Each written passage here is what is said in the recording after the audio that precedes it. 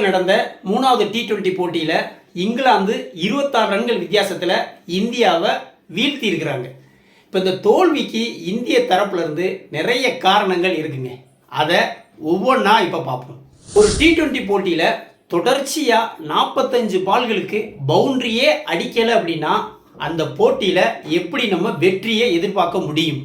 அதுதான் இந்திய தரப்புலேருந்து தோல்விக்கான சொல்லப்படுற முதல் காரணம். ஹர்திக் பாண்டியாவும் அக்சர் படேலும் களத்தில் நிற்கும் போது ரொம்ப ஸ்லோவாக ஒன்டே போட்டி மாதிரி ஆடினாங்க. 45 பாலுக்கு கிட்டத்தட்ட 7 ஓவர் வரைக்கும் ஒரு பவுண்டரி கூட போகலைங்க.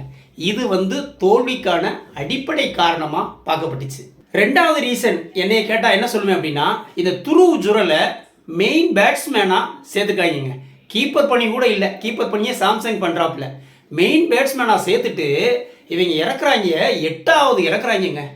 எதனால் அப்படின்னா இந்த லெஃப்ட் அண்ட் ரைட் காம்பினேஷனை இன்னும் பிடிச்சி தொங்கிக்கிட்டு இருக்காங்க. இந்த லெஃப்ட் அண்ட் ரைட் காம்பினேஷன் பெருசாக இவங்களுக்கு வெற்றிலாம் கொடுக்கல. இந்த காம்பீர் கொண்டு வந்த ஐடியாக்களில் இந்த லெஃப்ட் அண்ட் ரைட் காம்பினேஷன் ஒன்று. களத்தில் ஹர்திக் பாண்டியா நிற்கும் போது வாஷிங்டன் சுந்தர் இறக்குறாங்க, அக்சர் படேல் இறக்குறாங்க.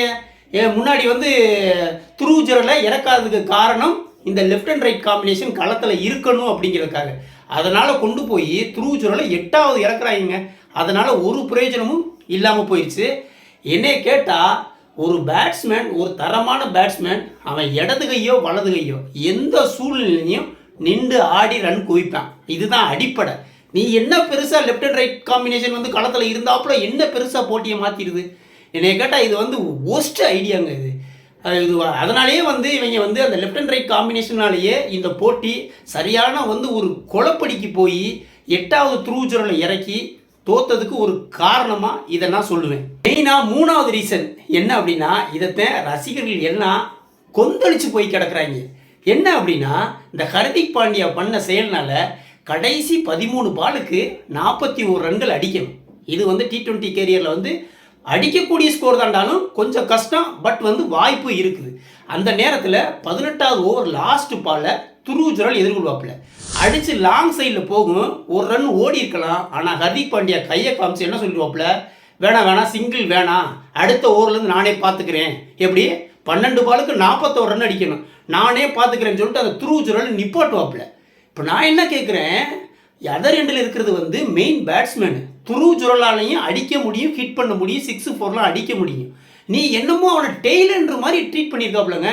ஏதோ விளையாட தெரியாத மாதிரி, நீ நெல்லு நான் பார்த்துக்கிறேன் அப்படின்னு சொல்லி நிப்பாட்டிட்டு அந்த பாலில் சிங்கிள் ஓடாமல் 19வது ஓவர் ஃபஸ்ட்டு பால் ஹர்திக் பாண்டியா ஃபேஸ் பண்ணுறாப்புல. சரி மாற்றினிய, நீ என்னத்தை கிழிச்ச அப்படின்னு சொல்லி கேட்டால் ஃபஸ்ட்டு பால்லே அவுட் ஆகி போகிறாங்க மனுஷன். எல்லாம் ரசிகலாம் டென்ஷன் ஆகிட்டாங்க. ஏன்டா 12 பாலுக்கு 40 ரன் அடிக்கணும், ஒவ்வொரு பாலும் ஒவ்வொரு ரன்னும் முக்கியம்.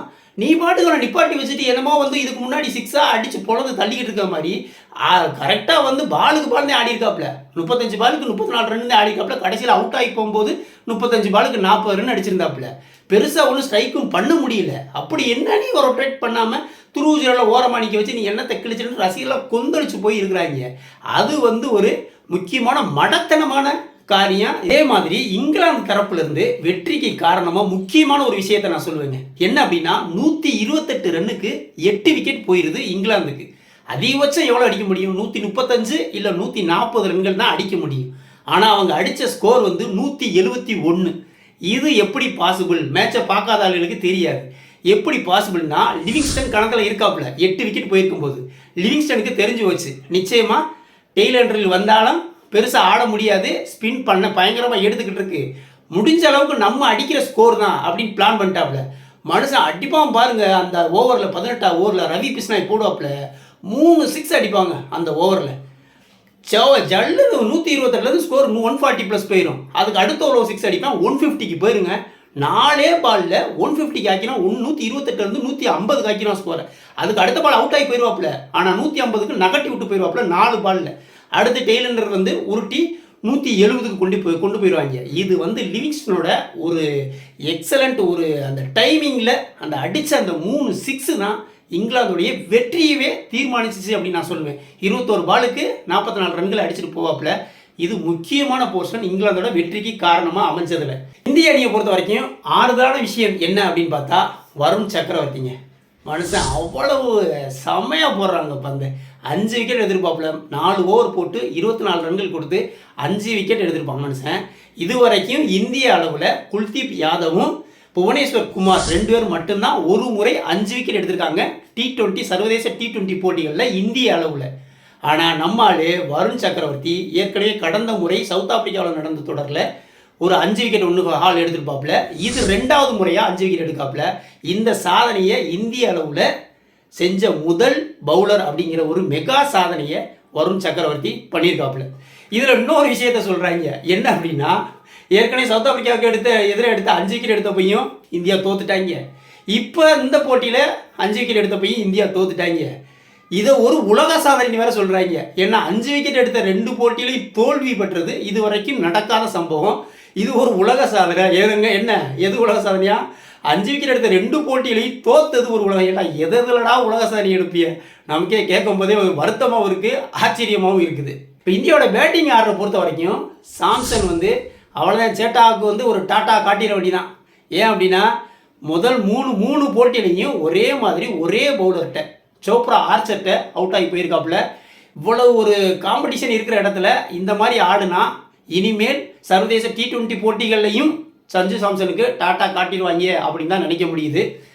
அதுக்கடுத்து அபிஷேக் சர்மா. எப்போ அபிஷேக் சர்மா ஒரு போட்டி ஆடுனா போதும் ஒரு சீரீஸில் அப்படின்னு நினைக்கிறாப்புல போல். அதை மாற்றினா மட்டும்தான் உனக்கும் டீமில் இடம் கிடைக்கும். அடுத்ததாக சூரியகுமார் யாதவ் கடந்த ஒரு 6 இன்னிங்ஸாக 15 ரன்களே தாண்டலைங்க. சூரியகுமார் எப்படிப்பட்ட பேட்ஸ்மேன், உள்ளே இறங்கினாலே பவுலர்லாம் கதி கலங்கி போவாங்க. பந்து எந்த பக்கம் போகுதுன்னே தெரியாது. அப்படிப்பட்ட ஆள் ரொம்ப அசால்ட்டாக போட்டு தூக்குறாங்க. எப்போ கேப்டனாக ஆனாப்லையோ அவருடைய பேட்டிங் ஃபார்ம் கவலை அளிக்கக்கூடியதாக மாறிடுச்சு. நிச்சயமாக இதை மாற்றினா மட்டும்தான் இந்தியா வெற்றி பாதைக்கு ஈஸியாக நுழைய முடியும். என்னன்னு தெரியல, சூரியகுமார் கேப்டனாக ஆக்கி விட்டாப்புல நம்மளால் கௌதம் காம்பீர். அதிலிருந்து அவருடைய பேட்டிங் ஃபார்ம் டொயின் ஆயிடுச்சு. அடுத்ததான் நம்மளால் அக்சர் பட்டேல் சும்மா கடந்த அக்சர் பட்டேலை தூக்கி நல்லா ஆடிக்கிட்டு இருந்த அக்சர் பட்டேலை தூக்கி வைஸ் கேப்டன் ஆக்கினாங்க. வைஸ் கேப்டன் ஆடினதுலேருந்து பேட்டிங்கில் நல்லா பிரமாதப்படுத்திக்கிட்டு இருந்த அக்சர் பட்டேல் இக்கட்டான கண்டிஷன்லாம் இறங்கி 6, 4 அடித்து ஜெயிக்க வச்சிருக்கான் மனுஷன். ஆனால் இப்போ இந்த கடந்த 3 போட்டியாக பேட்டிங்கில் ஒன்றும் இல்லை. அக்சர் பட்டேலை தூக்கி வைஸ் கேப்டன் ஆக்கி அவனுடைய பேட்டிங் ஃபார்மையும் சோழியை முடிச்சிட்டாங்க. இந்தியா 2-1 அப்படிங்கிற கணக்கில் கொஞ்சம் பின்னடைவை சந்திச்சிருக்காங்க. ஏற்படுற சின்ன மைனஸ் குறைகளை நிவர்த்தி செஞ்சுக்கிட்டு அடுத்த போட்டியில் இங்கிலாந்தை அடித்து பறக்க விடுவாங்க அப்படின்னு நம்புகிறோம்.